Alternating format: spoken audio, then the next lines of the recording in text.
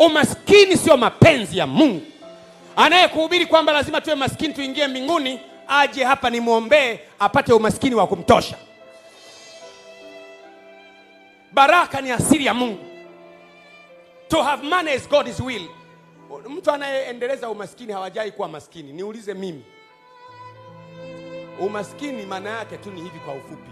Unatamani kula kitu kingine huwezi kukila.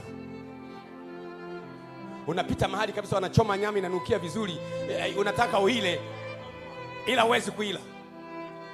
Unajiuliza natamani ya nyama huwezi kuila. Unapita pale koko unakuta mihogo imechomwa ile inapasuka yenyewe, alafu kuna pilipili hapo. Unalikuta libwana linakata ule mhogo, linachukua pilipili yake, linanyunyuzia hapo pilipili. Unawaza mhogo ule wa shilingi 5,000 tu. Una 100 mfukoni. Unakuna pita tu pale, zizitaki mbivu hizi.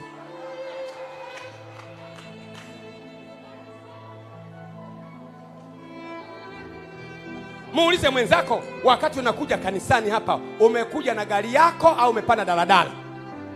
Jibu ni katikati ya umaskini na utajiri. Jibu liko pale.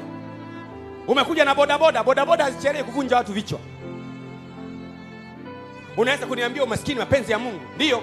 Microphone hii ingenunuliwa, kama sio hela ungeipata wapi? Ni hela hizi zimenunua microphone. Ni mtu ametoa microphone kanunuliwa, speaker ni hela. Hila kitu ni fedha. Watu wa Mungu wanatakiwa kuwa matajiri. Lakini wajifunze kusoma wakati na majira tunayoishi. Ukiona nchi watu wote wanalalamika, ujue kuna fursa fulani hapo. Narudia tena. Ukisikia kila mtu analalamika, we acha kulalamika, anza kuangalia nifanye nini hapa. Mimi mara ya kwanza nilikuwa naendesha baskeli, nikasafiri kwenda nje ya nchi, kwenda kuhubiri kanisa la wazungu kama 16. Nilipomaliza kuhubiri nikamwambia mchungaji, nionyeshe kampuni inayouza ndege, nataka nikajadili kununua ndege. Mchungaji akaniambia una kichaa kabisa, kwa sababu anajua nimetoka Afrika, yeye mwenyewe yuko Ulaya, ana kanisa watu kadha wa kadha. Mimi nataka niende kwenye kampuni nikanegotiate kununua ndege, na wakati ule mimi ninakaa kwenye chumba kimoja Msewe. Kinachotuongoza sisi sio tunayoyaona, ni lile tumaini la maono tulio nayo. We are not led by what we see. We are led by the conviction of our heart. No. Amen. We are not led by what we see. We are led by the conviction of our heart. Our heart tells us we will become so and so. We follow our heart. We don't follow the situation. Tunaifuata mioyo yetu. Mchungaji akanuna kweli mzungu, akanipeleka kwenye kampuni wanauza ndege. Nakumbuka kulikuwa na ndege inaitwa Choloki ya watu 27. Tukakaribishwa pale, kampuni ni kubwa. Anasema mnatafuta nini? Tukasema tunatafuta, we looking to see birds, airplanes. Wanasema are you guys going to buy? Nikasema mimi yes we're going to buy. Na kununua. Wakaniuliza unatokea kampuni gani?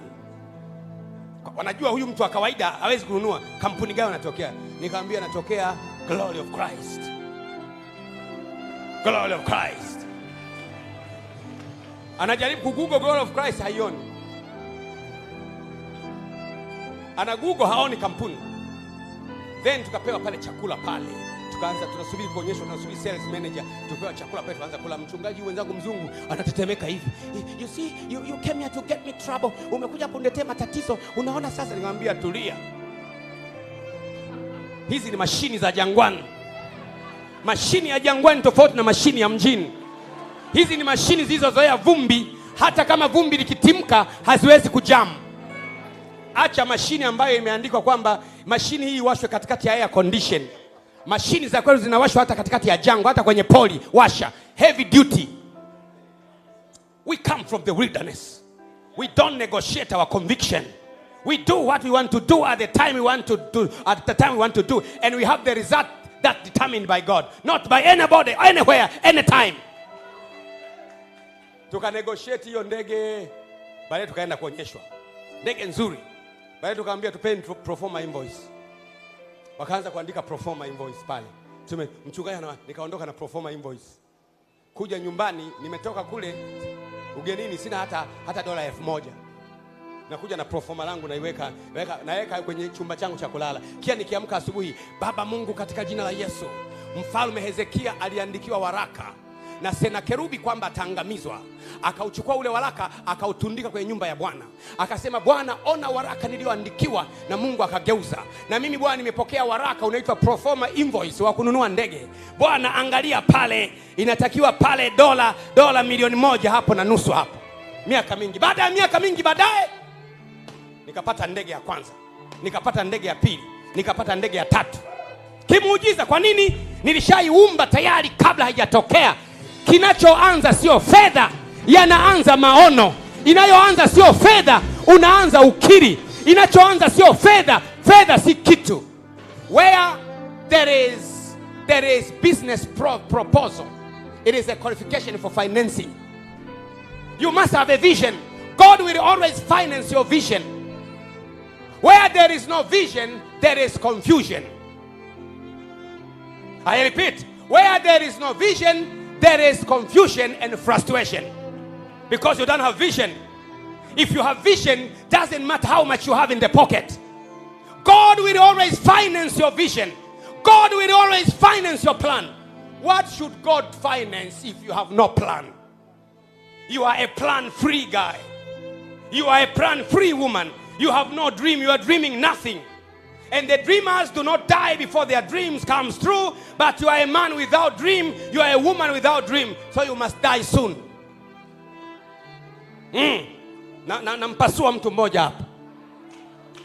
Unapoishi bila maono, Biblia inasema muota ndoto hafi kabla ndoto hajatimia. Sasa wewe kama huna ndoto, ina maana ufe. Mungu ukienda benki, unataka wakupe biashara, unawapelekea kwanza mchakato wa nini unaitwa? Business proposal. Kiswahili business plan, Kiingereza mchanganuo wa biashara. Unawapelekea mchanganuo wa biashara, wanaopitia, wakiona vision ya biashara wanaleta fedha. Ina maana vision inaanza, alafu fedha inakuja. Panga mipango, hata una shilingi 1 mfukoni. Panga mipango. Asiyepiga makofi amechanganyikiwa.